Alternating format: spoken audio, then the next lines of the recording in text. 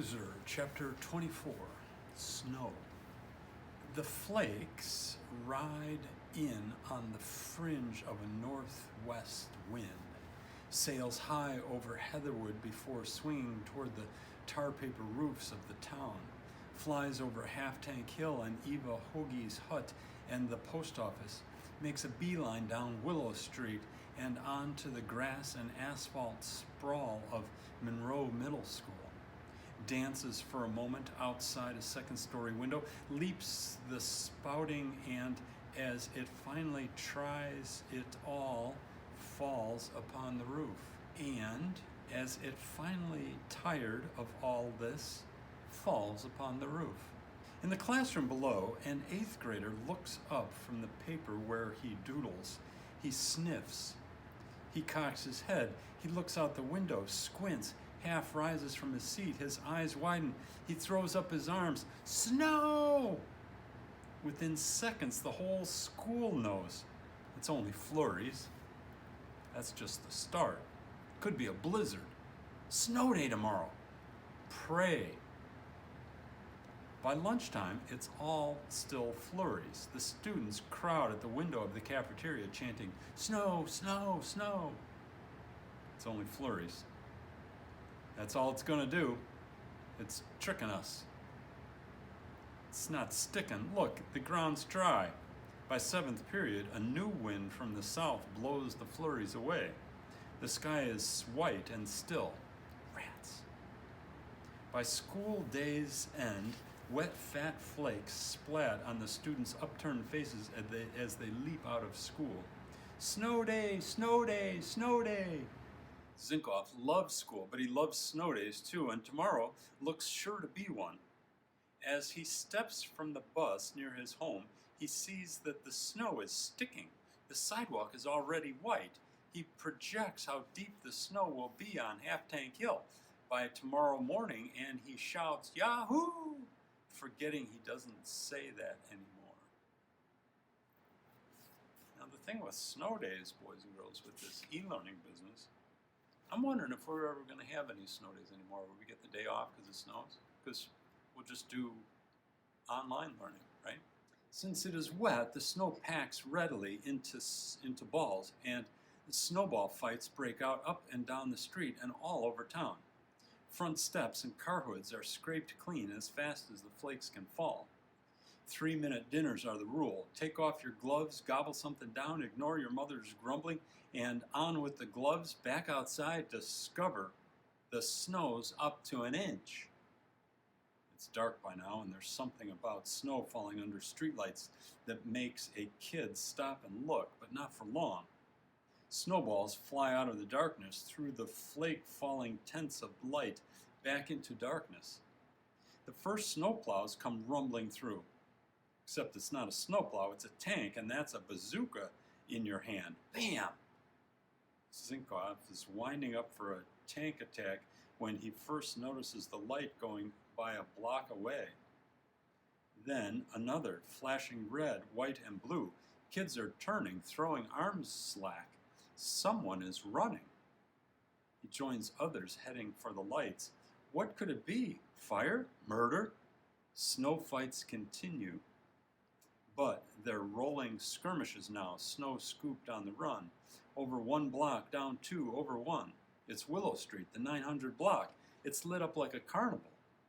Police cars, emergency vehicles, a parade of them up the street. The snow humps the parked cars, pulsing in the swirling lights. People shouting, running, watching from their steps. Hiss of radio voices. The snow is trampled on the sidewalks, rutted in the street. Zinkoff ricochets like a pinball off milling bodies. Through the glittering snowfall, he spots the waiting man glowing in his window. He looks like George Washington. He hears fragments. Lost. Little girl. Mother. Freeze. Frantic. Leash. It's Claudia, the little girl on the leash. She's lost. For some reason, he's not surprised. He imagines her sneaking off when her mother's back is turned.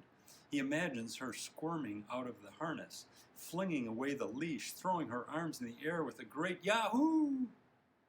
and bolting into the snow and down the street, free at last, much as he did when he was first allowed alone outside. The lights cluster brilliantly up the street at Claudia's house. He thinks he sees her mother and a mob at the front step. He hears someone cry out. He pulls off one glove.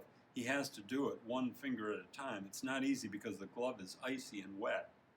The glove is wet because the balls he has been throwing have been more slush balls than snowballs, because slush balls, as everybody knows, fly truer and harder, and the only problem being they sog up your woolen gloves with icy wetness, which, funny, you didn't even notice until you stopped throwing.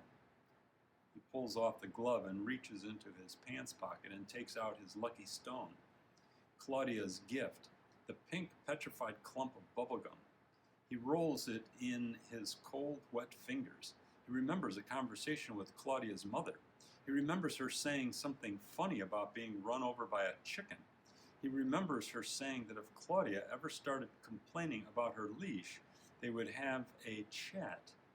He wonders if Claudia complained, or did she just skip that and take off? He returns the lucky stone to his pocket. The lights are spilling across his eyes. He begins to pull his glove back on, but the glove is colder than the night air. He removes the other glove. He stuffs them in his coat pockets, then discovers there's no warm place to put his hands. He takes the gloves from his pockets and stands there staring at his hands. He appears to be blushing in the red light spinning atop a nearby truck. He stacks the gloves neatly, one upon the other, and lays them on the top step of the nearest house. He starts walking. A snowball hits him in the back. "Hey, Zinkoff, come on!" The other kids are still battling away. Snow warfare gains a new, thrilling edge when waged in the glare of police lights. Zinkoff walks on. It seems like the whole town is either on the street or staring from the windows. Everyone is carrying a flashlight. The night is lights and eyes. A toddler in ski pajamas calls from a doorway, "Mommy, can I look too?" The mother yells. The door slams shut. The 800 block is a little less busy and bright, but just as trampled. In the 700 block, the light comes only from the windows. The search here is quieter. Mist breathing, murmurs, the squeak of boots in snow. Once again, he is aware of the falling flakes. 2 more blocks and the sidewalk snow is untouched. He is alone.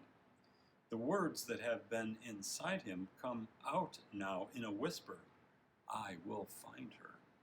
I will find her." He walks on.